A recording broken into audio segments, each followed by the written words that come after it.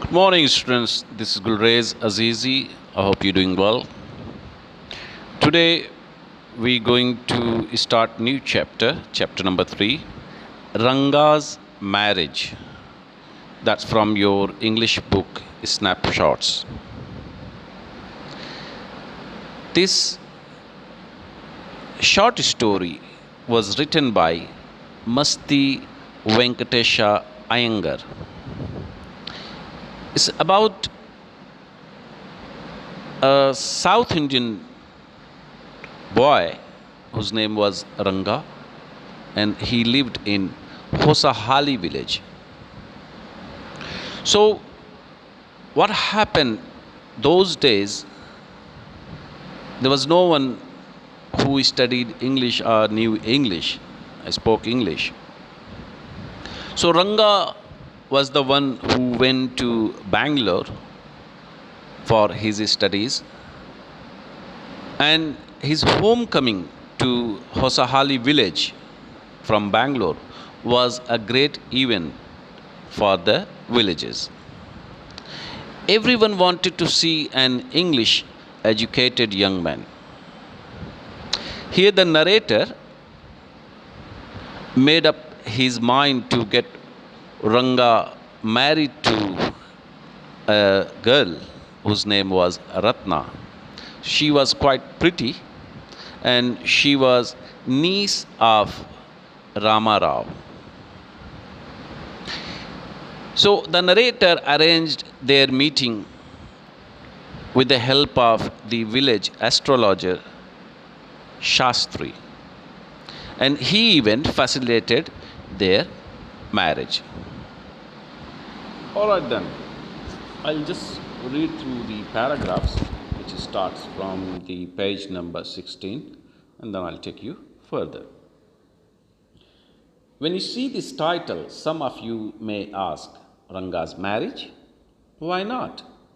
Ranganatha Vivaha or Ranganatha Vijaya?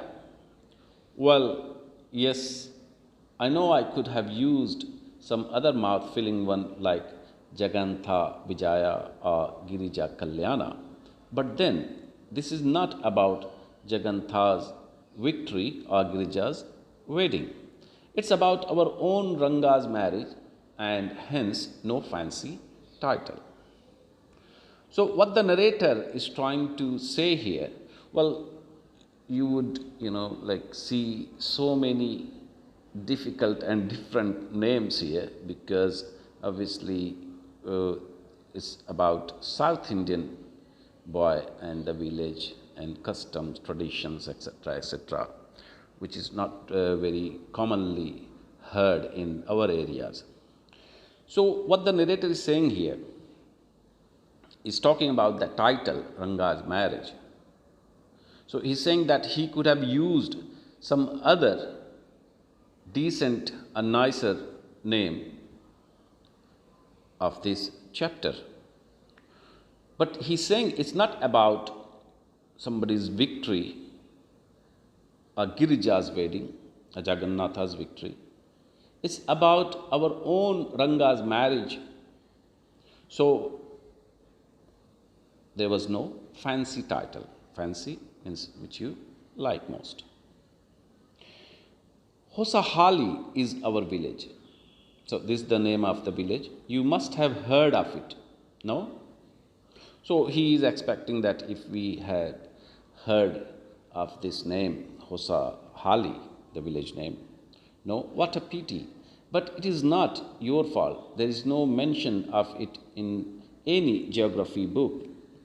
Those sahibs in England writing in English probably do not know that such a place exists, and so make no mention of it. So, what the narrator is saying, because it's not quite famous place, so it's not written in any geography book, and even he's addressing to those people living in England and writing like histories and obviously most of the books we read written by English writers. So he is saying probably they don't know even that such a place exists here in India.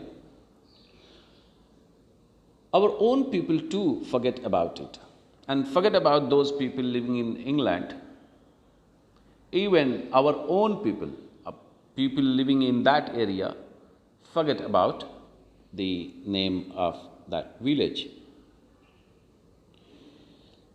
You know how it is. They are like a flock of sheep. Flock of sheep is like you should read all together. It's a group of sheep. One sheep walks into a pit, the rest blindly follow it. When both the Sahibs in England and our own geographers have not referred to it, you cannot expect the poor cartographer who draws maps, to remember to put it on the map. Can you? And so there is not even the shadow of our village on any map. So he is like trying to say that these people are like flock of sheep, and he even mentioned about the habit of sheep when one falls into pit, and the rest they just follow the whoever the other sheep who just dropped in the pit. And he also saying that obviously, so even the cartographer is not bothered to put the name of that village, Hosahali, in the map. Sorry, I started somewhere and then went off in another direction. Now the narrator is saying that sorry, he should have talked about Ranga'S marriage, but he started talking something different about history, maps, people living in England, and the people their own their own people forgotten about the village Hosahali. If the state of Mysore is to Bharatvarsha, what the sweet Kariga dabu is a dish. The explanation, the details is just mentioned at the end of this page number 17. So it's a South Indian fried sweet filled with coconut and sugar. So sweet Kariga dabu is to festive meal, then Hosahali is to Mysore state what the filling is to the Kariga dabu. What I have said is absolutely true, believe me. I will not object to your questioning it, but I will strike to my opinion. I'm not the only one who speaks glowingly of Hosahali. So he just talks about the, what he liked in that village, in that area. And he's saying that he was the not only one who speaks highly about the village Hosahali. We have a doctor in our place. His name is Gunda Bhatta. So, like I told you earlier, that you will, hear different names of dishes, people, and the customs, cultures. So, let's see what comes ahead. So, he's saying that he was not the only one who spoke highly about the village Hosahali. There was one doctor also. He also agreed with the narrator. He has been to quite a few places. No, not England. If anyone asks him whether he has been there, he says, no, Annaya. In fact, you must have heard this word in movies. The people in South India, they call Anna. They address Anna to their elders. No, Annaya, I have left that to you, running around like a flea pestered dog. Flea is a kind of insect. Pestered dog, a dog who is tortured with insect. So I left that to you, running around like a flea pestered dog is not for me. So what the narrator is saying, so he just left that and he had given example of a dog who was tortured with insects. So you must have seen dogs when they have, the insects are biting them, they keep just running here and there. I have seen a few places in my time, though, as a matter of fact, he has seen many. So narrator is comparing that he had also seen a few places in his time, and he agreed that the person who he just addressed, the doctor, he had seen more than him. We have some mango trees in our village. Come visit us, and I will give you a raw mango from one of them. Do not eat it, just take a bite. The sourness is sure to go straight to your Brahma Randhra. Brahma Randhra is again South Indian word, and that means the soft part in a child's head where the skull bones join later. So what the narrator is saying that they had many mango trees in their village, and he offering the mangoes from those trees. And what he's saying, don't eat it. Just take a bite. Don't eat it, just take a bite. That means obviously the mango he's referring is not ripe, it's a raw mango. So you cannot just eat it like that, like ripe mango. So he is suggesting just to take a bite, because the sourness, he's saying that you will feel straight to your Brahma Randhra. I once took one such fruit home and a chutney was made out of it. All of us ate it. The cough we suffered from after that, it was when I went for the cough medicine that the doctor told me about the special quality of the fruit. So he just remembered that once he brought those mangoes, raw mangoes, and you must have heard the word chutney, So the people make chutney with this mango, raw mangoes, and he had eaten it. So after that, he suffered from cough, and when he went to doctor for the cough medicine, so that's where the doctor told about the type of that mango. Just as the mango is special, so is everything else around our village. We have a creeper growing in the ever so fine water of the village pond. So till now, he's been just describing about the village and the habits and those kind of things. So now he's saying that just like the special mango,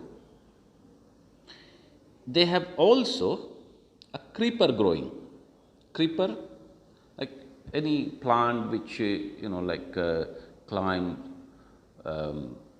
Creeper, you can call anybody who's climbing, creeping also. So he's talking about a pond where the creeper growing. Its flowers are feast to behold.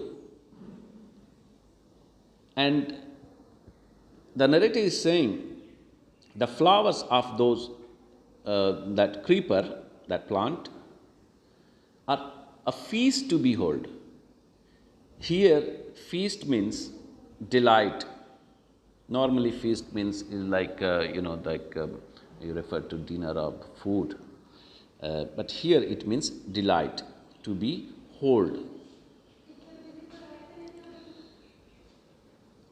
Get 2 leaves from the creeper when you go to the pond for your bath, and you will not have to worry about not having leaves on which to serve the afternoon meal. So, normally in South India, people prefer eating food on leaves, flower petals. So that's what the narrator is talking about. So when you go to the pond for your bath, and just take 2 leaves from that creeper, and you will not have to worry about your afternoon meal. You will say, I am rambling. Rambling means here beating about the bush. It is always like that when the subject of our village comes up. But enough. If any one of you would like to visit us, drop me a line. I will let you know where Hosahali is and what things are like here. The best way of getting to know a place is to visit. Don't you agree? So now the narrator wants to stop this topic and asking the readers that any of the readers wants to visit the village Hansahali, then he or she must drop a line. Meaning to inform him, and he would tell where the Hosahali was situated and what the things are like there. So, what I am going to tell you is something that happened 10 years ago. We did not have many people who knew English. Then our village accountant was the first one who had enough courage to send his son to Bangalore to study. It is different now. There are many who know English. During the holidays, you come across them on every street talking in English.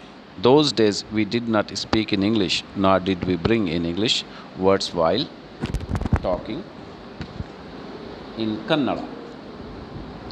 So here now the narrator stopped that topic, describing about the village, how the Hansahali was, and now he started coming to the main point. He's saying now, 10 years ago, not many people knew English, or not many people studied English, I spoke English. What has happened is disgraceful. So whatever has happened is not nice, believe me. The other day, I was in Ranga'S house when they bought a bundle of firewood. Ranga'S is the accountant whose son is Ranga. So remember that. So what happened one day? The narrator was in Ranga'S house when they bought a bundle of firewood. So people bought a bundle of firewood, to burn logs or in kitchen or somewhere else. Ranga'S' son came out to pay for it. He asked the woman, "How much should I give you?" So when at the time of paying for it, Ranga'S' son, meaning Ranga, he came out and he wanted to pay for the firewoods. And he asked that woman how much it cost. So she said 4 pies. That boy, means Ranga, told her that he did not have any change and asked her to come the next morning. The poor woman did not understand the English word change and went away muttering to herself, talking to herself. So she didn't understand what was the meaning of change, and Ranga didn't have change, and he asked the woman to come next morning. So she just went away muttering to herself. I too did not know. The narrator is saying that he didn't also know that word that time. Later, when I went to Ranga'S house and asked him, I understood what it meant. So later on, when he inquired about that, what it meant, then he understood what was the meaning of change. This priceless commodity means thing. The English language was not so widespread in our village a decade ago. Like 10 years ago. So this priceless commodity, that priceless thing means the English language. And it was not well known or widespread in that village 10 years ago. That was why Ranga'S homecoming was a great event. People rushed to his doorstep announcing the accountant's son has come. The boy who had gone to Bangalore for his studies is here, it seems. And come, Ranga is here, let's go and have a look. So, because Ranga had studied and come back from Bangalore, so everyone was curious to see him, how he looked like now. So, the people rushing to his doorstep, saying that accountant's son has come back. And they asking other people to come down also to have a look. Attracted by the crowd, I too went and stood in the courtyard and asked, why have all these people come? There is no performing monkey here. So the narrator also got attracted by the crowd. He saw so many people going there. So he also went there and stood in the courtyard and asked in general that why have all these people come? There was no monkey performing there. A fellow without any brains said loud enough for everyone to hear, what are you doing here then? A youngster, immature and without any manners, thinking that all these things were now of the past. I kept quiet. So there was one boy, he replied to him rudely. So the narrator, he just kept quiet. Seeing so many people there, Ranga came out with a smile on his face. Had we all gone inside, the place would have turned into what people call the black hole of Calcutta. So there could be a place in Calcutta, what they call is black hole. So the narrator is just like comparing that if all these people had gone inside the house, then it would have turned like the black hole of Calcutta. Thank God it didn't. Everyone was surprised to see that Ranga was the same as he had been 6 months ago, when he had first left our village. An old lady who was near him ran her hand over his chest, looked into his eyes and said, the Janevara is still there. He hasn't lost his caste. She went away soon after that. Ranga laughed. So, everyone was gathered there from that area, from that village. And they were surprised to see that Ranga was not changed anymore. He had the same face, same hand, same leg. And there was one lady who was just standing next to him. She just ran her hand over his chest, and he tried to check if there is one thread around the neck you wear. Um, so that's called Genevra in South India, and here in our area it's called Janeu or something. I can't. Yeah, I'm sure, pretty much sure that it's called Janeu here in our area. So she just checked that Genevra and said that it was still there. So he hadn't lost his caste, he hasn't lost his religion, custom. And then she went away. On that, Ranga laughed. Once they realized that Ranga still had the same hands, legs, eyes, and nose, the crowd melted away. Melted away, disappeared. So they all gone once they realized that there's nothing being changed in Ranga. Like a lump of sugar in child's mouth. So just like a lump of sugar is melted away in a child's mouth, I continued to stand there. After anyone had gone, I asked, "How are you, Rangappa?" So once, when everyone is gone, everyone disappeared, then he went to Ranga and asked that how he was, if everything was well. It was only then that Ranga noticed me. He came near me and did a namaskara respectfully, saying, "I'm all right with your blessings." So, only that time Ranga recognized him, noticed him, and he respectfully he greeted him, namaskara. And he also replied that he was all well. I must draw your attention to this aspect of Ranga's character. He knew when it would be to his advantage to talk to someone, and rightly assessed people's worth.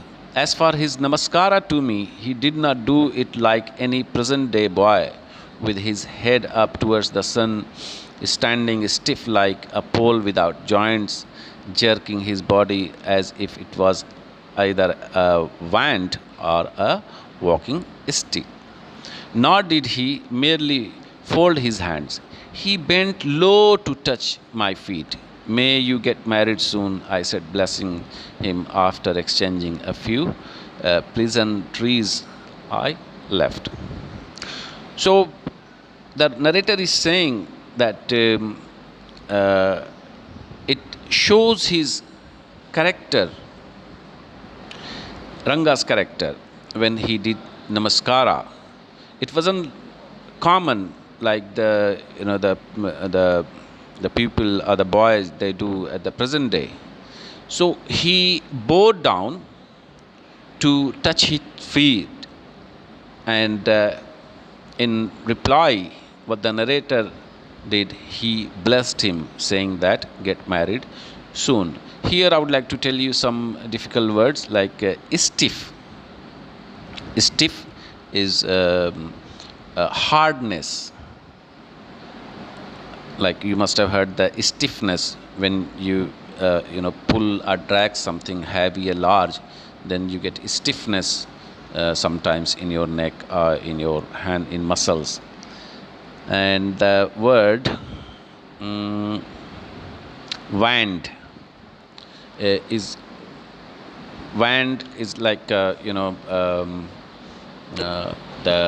thin stick which a magician holds when he tries to do magic. So after exchanging a few pleasantries, the narrator left. That's all for the day today.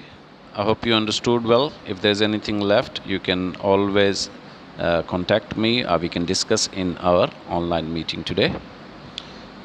Have a good day ahead, and stay safe. Bye bye for now.